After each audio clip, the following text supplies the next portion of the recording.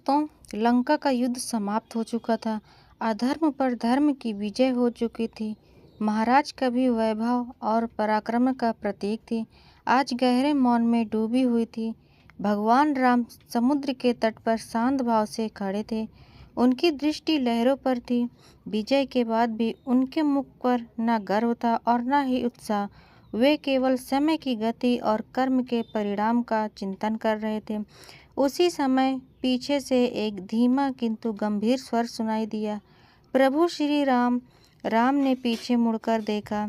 एक अत्यंत वृद्ध पुरुष, श्वेत केश झुका हुआ शरीर, हाथ में एक पुराना दंड और मुख पर वर्षों का पश्चाताप लिए धीरे धीरे उनकी ओर बढ़ रहे थे। जैसे ही वे निकट पहुँचे, भगवान राम ने तुरंत दोनों हाथ जोड़कर उन्हें प्रणाम किया। नाना श्री, आपका स्वागत है। कृपया मेरे प्रणाम स्वीकार कीजिए। वृद्ध की आंखें भर आई। उन्होंने कांपते हुए स्वर में कहा, प्रभु, आप मुझे नाना श्री कहकर मेरे अपराध का भार और बढ़ा रहे हैं। मैं उस कल का मुखिया हूँ जिसके कारण इस धरती पर इतना रक्त बहा है। भगवान राम ने अत्यंत विनम्र स्वर में उत्तर दिया, मनुष्य के कर्मों का फल उसे अवश्य मिलता है, परंतु आयु और संबंध का सम्मान करना मेरा धर्म है। कृपया बैठिए। जो भी आपके हृदय में है निसंकोच कहिए। दोनों समुद्र तट की रेत पर आमने सामने बैठ गए। कुछ क्षण तक केवल समुद्र की लहरों की ध्वनि सुनाई देती रही। फिर सुमाली ने गहरी सांस ली, प्रभु, मैं आज कोई क्षमा मांगने नहीं आया हूँ। मैं जानता हूँ कि जो कुछ हुआ उसका निर्णय समय ने कर दिया है। मैं यहाँ इसलिए आया हूँ क्योंकि मेरे हृदय में एक ऐसा रहस्य है जिसे आपने साथ लेकर मैं इस संसार से नहीं जाना चाहता। राम ने शांत स्वर में कहा, यदि वह रहस्य धर्म और सत्य के हित में है तो कृपया कहिए, मैं धैर्यपूर्वक सुनूंगा। सुमाली ने अपनी आंखें बंद कर ली। कुछ क्षण बाद बोले, प्रभु, संसार यह मानता है कि रावण का सबसे बड़ा शत्रु उसका अहंकार था। राम मौन रहे, लेकिन यह पूर्ण सत्य नहीं है। राम ने पूछा, तो पूर्ण सत्य क्या है? नाना श्री, सुमाली की आंखों से आंसू बहने लगे। रावण का सबसे बड़ा शत्रु मैं स्वयं था। राम ने ध्यानपूर्वक उनकी ओर देखा, किंतु बीच में कोई प्रश्न नहीं किया। सुमाली ने आगे कहा, रावण के जन्म के तीसरे दिन एक महातपस्वी हमारे महल में आए थे। उन्होंने बालक को अपनी गोद में लिया। कुछ क्षण तक उसके 10 मुखों की आभा में देखते रहे। फिर उन्होंने मुझसे कहा, सुमाली, यह बालक असाधारण है। यह वेदों का झांता बनेगा, शिव का परम भक्त होगा और तीनों लोग इसके नाम से कांपेंगे। किंतु इसके जीवन में एक ऐसा क्षण अवश्य आएगा जब इसे धर्म और अहंकार, इन दोनों में से किसी एक को चुनना होगा। उसी क्षण इसका भाग्य निश्चित होगा। मैंने उनसे पूछा, भगवान, क्या उसका भविष्य बदला जा सकता है? महर्षि ने उत्तर दिया, हाँ, यदि इसे समय रहते सत्य बता दिया जाए। प्रभु, सुमाली का स्वर्ग कांप उठा। मैंने वही सत्य उससे छिपा लिया। राम ने शांत भाव से पूछा, ऐसा क्यों? सुमाली ने सिर झुका लिया, क्योंकि मैं लंका को फिर से 3 लोकों का स्वामी बनाना चाहता था। मुझे भय था कि यदि रावण धर्म का मार्ग चुन लेगा तो वह विजेता नहीं बनेगा। इसलिए मैंने बचपन से उसके हृदय में केवल एक ही बात भरी, सत्य की सत्य है। वे कुछ क्षण मौन रहे, फिर बोले, आज समझ में आता है प्रभु, मैंने उसे शक्ति तो दी पर विवेक नहीं दिया। मैंने उसे विजय का स्वप्न दिखाया पर धर्म का मार्ग नहीं दिखाया, और यही मेरे जीवन का सबसे बड़ा अपराध है। राम की दृष्टि गंभीर हो गई। उन्होंने शांत स्वर में कहा, नाना श्री, कभी कभी एक असत्य जो अपने परिवार के हित में बोला जाता है, आने वाले युगों के लिए सबसे बड़ा संकट बन जाता है। सुमाली ने पहली बार भगवान राम की आंखों में देखा, फिर धीमे स्वर में बोले, प्रभु, यह तो केवल आरंभ है। जो रहस्य मैं अब बताने जा रहा हूँ वह स्वयं रावण के जीवन का सबसे बड़ा रहस्य था। वह रहस्य उसने अपनी पत्नी मंदोदरी को भी नहीं बताया, अपने पिता विश्वा को भी नहीं बताया और अपने भाइयों को भी नहीं बताया। समुद्र की लहरें अचानक तेज हो उठी। राम शांत भाव से बोले, कहिए नाना श्री, मैं सुन रहा हूँ। सुमाली ने गहरी सांस ली और कहा, प्रभु, जिस दिन मैंने वह रहस्य पहली बार जाना उसी दिन मुझे समझ आ गया था कि एक दिन आप अवश्य लंका आएंगे। इतना कहकर सुमाली मौन हो गए। उनकी अगली बात सुनने के लिए स्वयं भगवान राम भी गंभीर होकर प्रतीक्षा करने लगे। कुछ क्षणों तक समुद्र की लहरों के अतिरिक्त कहाँ और कोई स्वर नहीं था। भगवान श्री राम शांत भाव से सुमाली की ओर देख रहे थे। सुमाली ने गहरी सांस ली और बोले, प्रभु, आपने अभी मुझसे पूछा था कि ऐसा कौन सा रहस्य था जिसे जानकर मुझे निश्चित हो गया था कि एक दिन आप लंका अवश्य आएंगे। श्री राम ने अत्यंत शांत स्वर में कहा, हाँ नाना श्री, यदि आपके हृदय का भार उसी रहस्य से हल्का हो सकता है तो कृपया उसे कहिए। सुमाली ने धीरे धीरे अपना सिर उठाया। यह बात उस समय की है जब रावण अभी युवा भी नहीं हुआ था। उसका ज्ञान देखकर समस्त आरसी और असुर आश्चर्य करते थे। एक दिन वह मेरे पास आया और बोला, नाना श्री, मुझे बताइए, संसार में सबसे बड़ी शक्ति क्या है?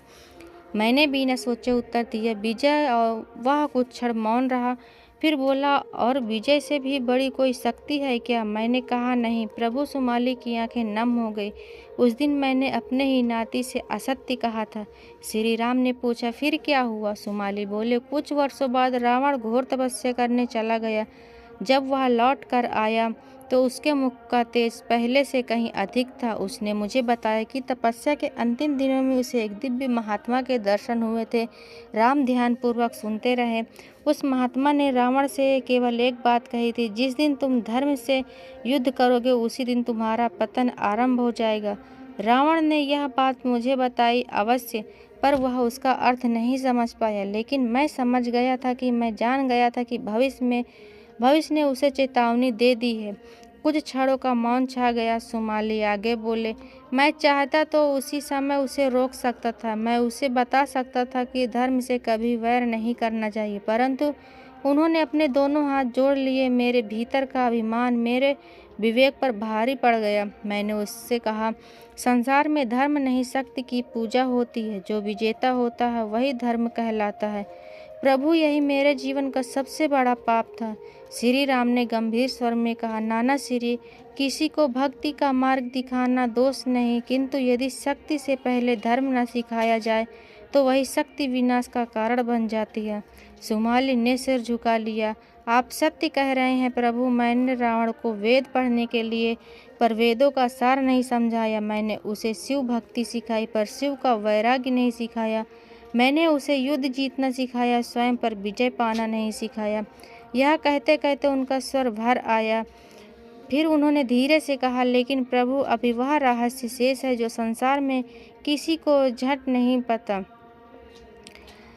राम ने विनम्रता से कहा, कृपया कहिए। सुमाली बोले, जब माता सीता का हरण हुआ था तब उसी रात रावण मेरे पास आया था। उसके मुख पर विजय का गर्व नहीं था, वह साधारण रूप से शांत था। उसने मुझसे पूछा, नाना श्री, यदि कोई मनुष्य अपने भाग्य को पहचान ले तो क्या वह उससे बच सकता है? मैंने पूछा, तुम ऐसा क्यों पूछ रहे हो? रावण बोला, आज मिथिला की राजकुमारी की आंखों में मैंने भय नहीं देखा। मैंने ऐसा तेज देखा जो केवल किसी महान उद्देश्य के साथ चलने वालों में होता है। मुझे ऐसा प्रतीत हुआ कि उनके पीछे स्वयं धर्म चल रहा है। प्रभु, सुमाली की आवाज़ कांपने लगी।